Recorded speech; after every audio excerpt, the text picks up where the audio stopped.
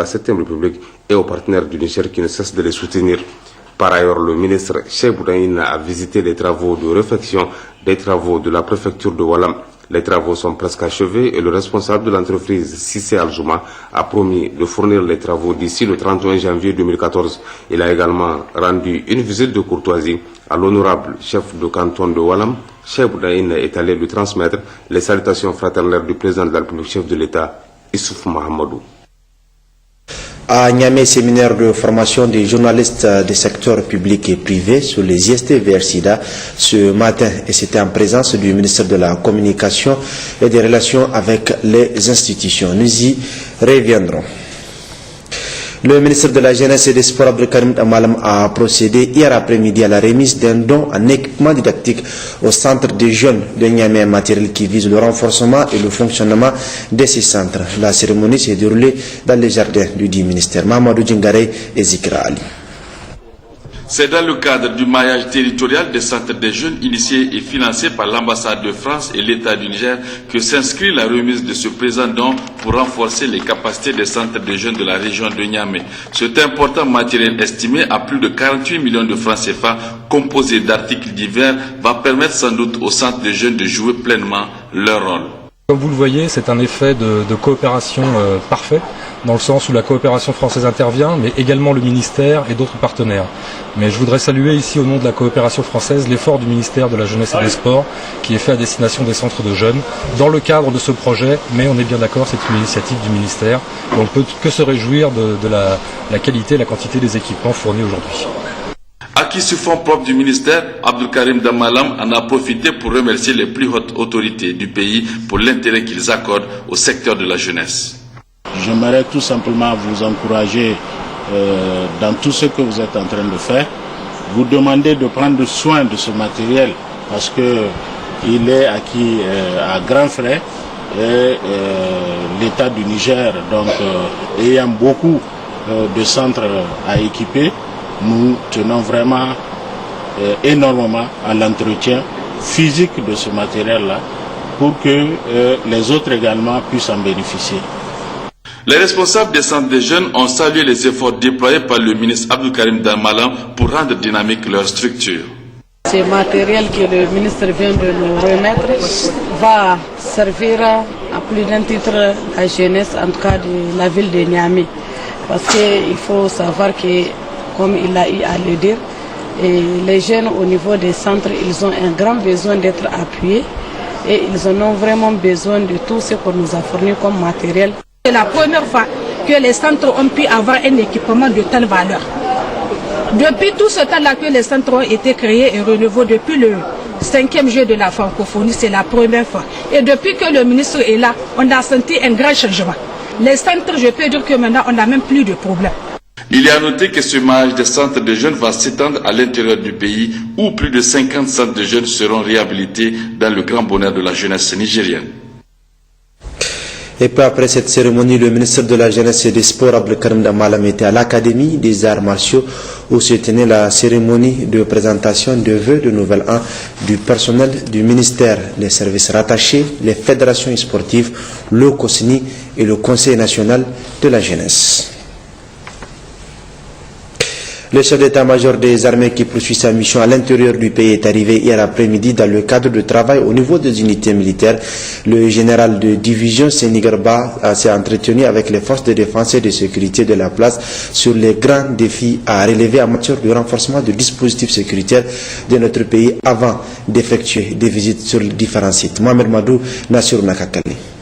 Le chef d'état-major des armées, le général de division Sénigarba, a été accueilli à l'aéroport international Mano Dayak par le gouverneur de la région d'Agadez, le colonel-major Garba Mekido, entouré du commandant de la zone de défense numéro 2, le colonel Nomad Daré, du commandant de légion de gendarmerie, le chef d'escadron Larwan Abdourahman et du commandant de région de la garde nationale. Après les honneurs militaires rendus par 2 sections des élèves sous-officiers d'active, la délégation a mis le cap sur le PC de la zone de défense numéro 2. À l'entrée du camp, les épouses des militaires de la garnison d'Agadez se sont massées le long du trottoir pour lui souhaiter, dans une ambiance bon enfant, la chaleureuse bienvenue. S'adressant ensuite au cours du rapport aux troupes rassemblées à la place d'armes de la zone de défense numéro 2, le général de division Séni Garba a développé plusieurs thèmes d'intérêt national.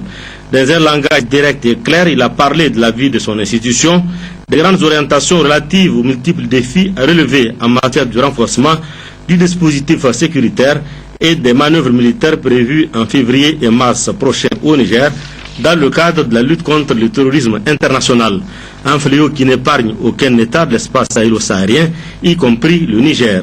À ce sujet, le général de division Séni Garba a révélé certaines informations faisant état des tentatives d'infiltration déjouées des groupes terroristes opérant le long de nos frontières avec le Nigeria, le Mali, l'Algérie et la Libye. L'échec de ces incursions punitives des forces du mal à l'intérieur de notre territoire est à mettre à l'actif des forces de défense et de sécurité auxquelles le chef d'état-major des armées a demandé de conjuguer leurs efforts à travers le partage de l'enseignement en étroite collaboration avec les populations civiles. Par ailleurs, le chef d'état-major des armées a consacré une partie de son programme à des visites. Dans l'après-midi, il s'est rendu à l'infirmerie de garnison pour s'enquérir de son fonctionnement, puis sur le chantier de reconstruction du dortoir de l'école nationale de sous-officiers d'actifs partiellement endommagés suite à l'attaque terroriste du 23 mai 2013. Ce matin, il était sur le site devant abriter la base en construction de l'exercice Flintlock 2014, situé derrière l'aéroport d'Agadez. Le général de division Séni Garba a trouvé un véritable chef-d'œuvre architectural. Démarré en octobre dernier pour un délai contractuel de 4 mois, les travaux sont exécutés dans les règles de l'art sous la supervision technique de la Direction centrale du génie militaire et des infrastructures. Le chef d'état-major des armées est globalement satisfait du travail abattu. C'est pourquoi il a félicité de vive voix les entreprises déployées sur ce chantier qui représentent un investissement de plus de 770 millions de francs CFA. En revanche, la plateforme d'atterrissage des hélicoptères de l'opération est toujours en cours d'aménagement. Les équipes des engins du génie militaire mettent les bouchées doubles pour la rendre opérationnelle dans les meilleurs délais. Restons dans cette région avec le Haut Commissariat à l'initiative 3N en collaboration avec le système des Nations Unies a organisé un atelier de programmation à Bilma dans le cadre de l'appui au comité dit de convergence et identité sur la base du degré de vulnérabilité. Les détails avec Hachim Mohamed et Nassur Nakakali.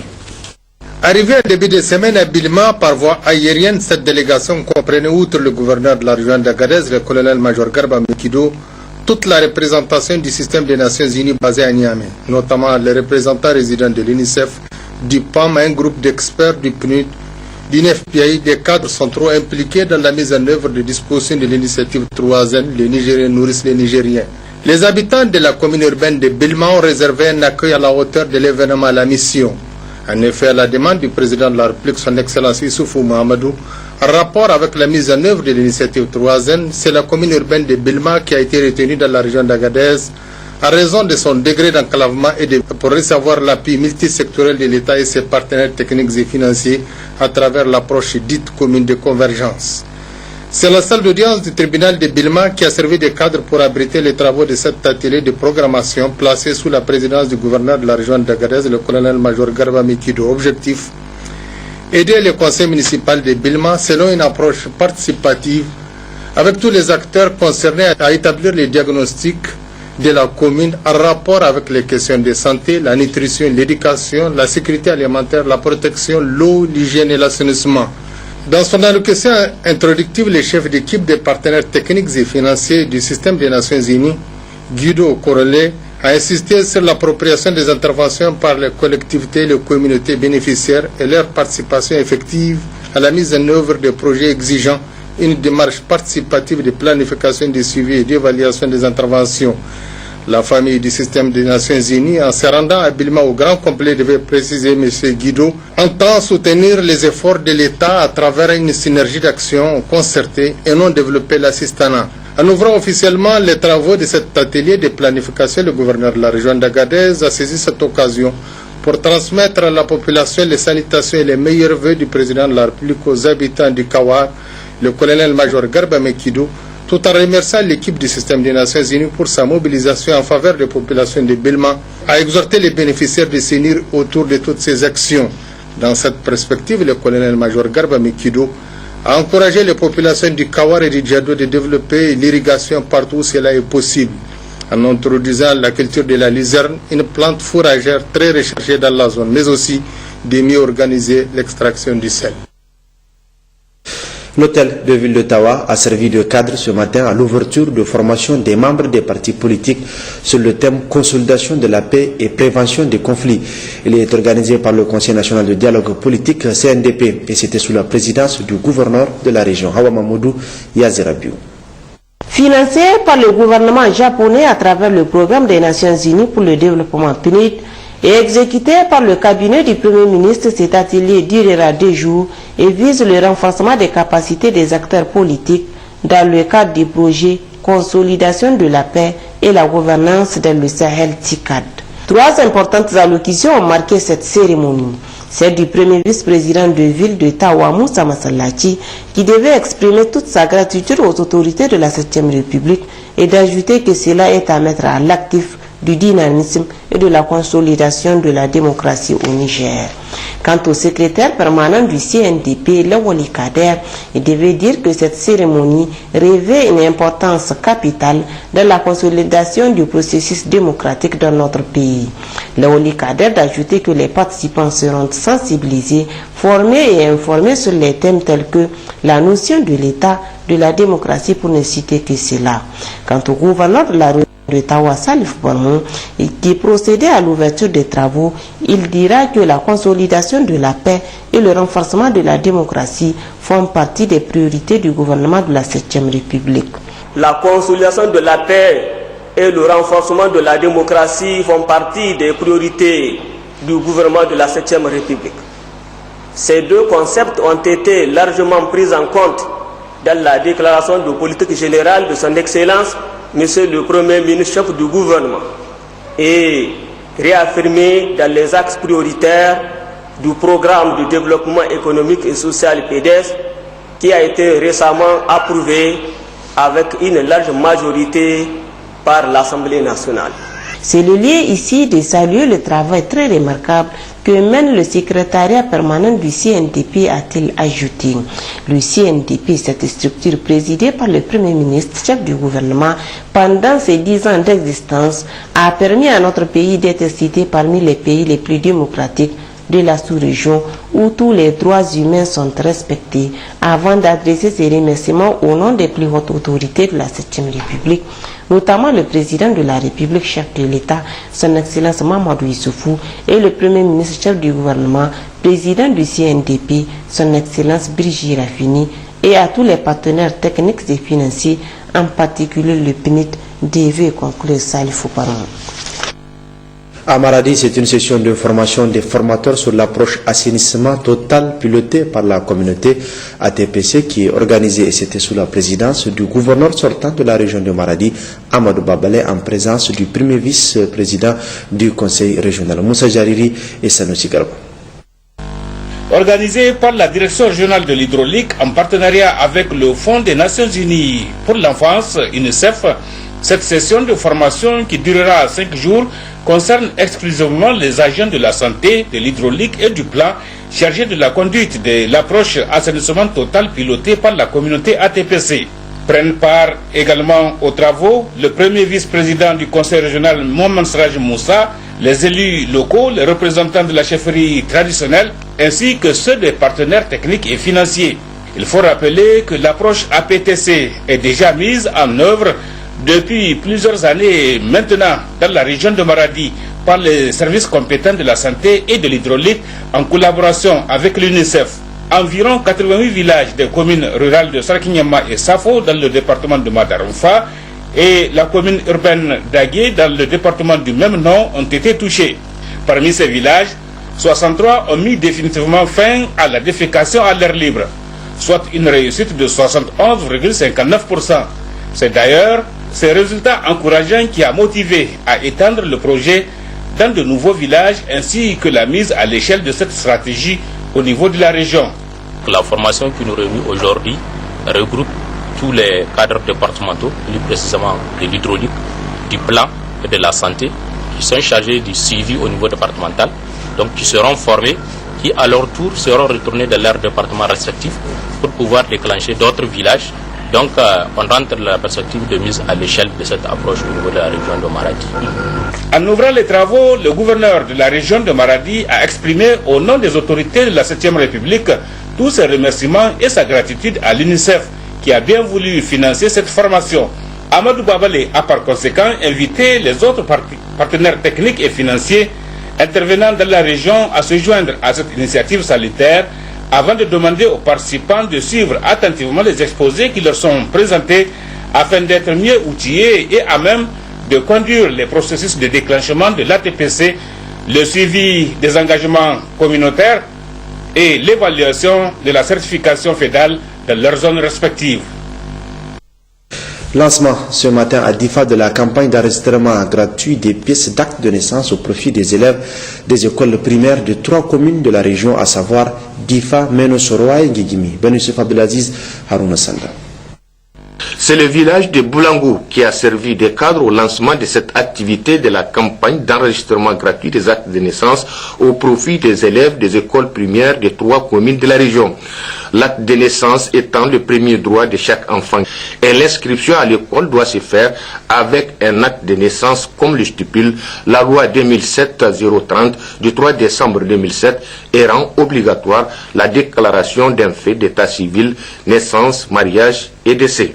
Tout événement survenu doit dorénavant être déclaré. La même loi érige tous les villages et tribus administratifs en centre de déclaration pour permettre aux populations de ces localités de se doter de ces pièces d'état civil. C'est une activité qui va pratiquement concerner 3 communes. Chaque commune, donc, il a été ciblé 10 villages par les inspections. Donc nous avons donné le cahier de charges à l'inspection, donc de nous cibler les 10 villages. Donc où le problème d'acte de naissance se pose avec acuité. Donc ce lancement que vous avez tout à fait assisté donc consistera à donner des actes séances tenantes aux élèves. Donc comme vous avez vu, donc la procédure est la suivante. Donc les 2 équipes sont sur le terrain, donc la justice et l'état civil. Le juge automatiquement il fait le jugement déclaratif et séance tenante, donc le jugement déclaratif est transcrit sur le registre d'actes donc par les agents de l'état civil. Dans l'allocution qu'il a prononcée, le secrétaire général adjoint de la région, M. Jibotini, a salué cette opportunité et espéré que les années à venir, tous les enfants seront inscrits à l'école avec un acte de naissance et a adressé ses remerciements à l'UNICEF, à l'Union européenne et au gouvernement du Niger pour le financement de cette campagne et déclare lancer la campagne d'enregistrement gratuit des pièces d'état civil sur l'ensemble de la région. Après le lancement de cette activité, le secrétaire général adjoint de la région et le président du conseil régional de Difa ont réceptionné un véhicule 4x4 flambant neuf de la direction régionale des enseignements secondaires de Difa. Ce don du ministère permettra sans nul doute le renforcement du parc auto vieillissant de cette structure et en feront sûrement un bon usage. Le conseil régional de Zander s'est réuni en session extraordinaire à l'effet d'élaborer un plan de développement régional en vue d'améliorer les conditions de vie des populations de la région. Jamila Amadou, Ali Abdou. Cette session extraordinaire du conseil régional de Zander répond à un double objectif, celui d'élaborer un plan de développement régional 2014-2018 et un autre lié à l'impact environnemental dû aux activités de la société de raffinage de Zander Soraz. L'ordre du jour de la session, c'est 2 points. C'est donc ce processus d'élaboration du PDR pour lequel nous allons nous entendre sur ce qu'on appelle les termes de référence de ce projet-là. Le deuxième point, c'est également nous entendre sur les termes de référence de la convocation d'un forum sur les impacts environnementaux et autres des activités de la société Soraz dans la région de Zander.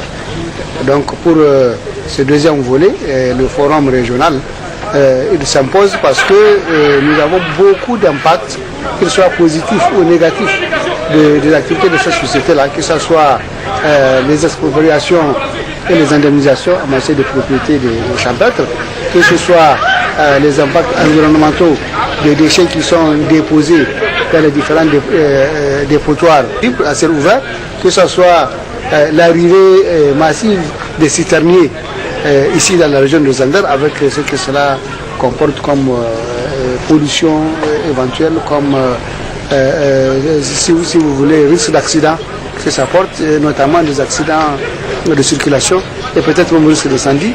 Et donc tout ceci sera examiné. Et également les effets positifs. Parce qu'il y a les emplois qu'elle offre ici, il y a les différents revenus qui viennent, et puis examiner également quand est-ce que nous allons avoir notre pourcentage en termes de redevance. Il faut également souligner que pour atteindre ces objectifs, le Conseil régional va mobiliser des ressources internes et externes avec notamment l'appui de l'État et de ses partenaires au développement.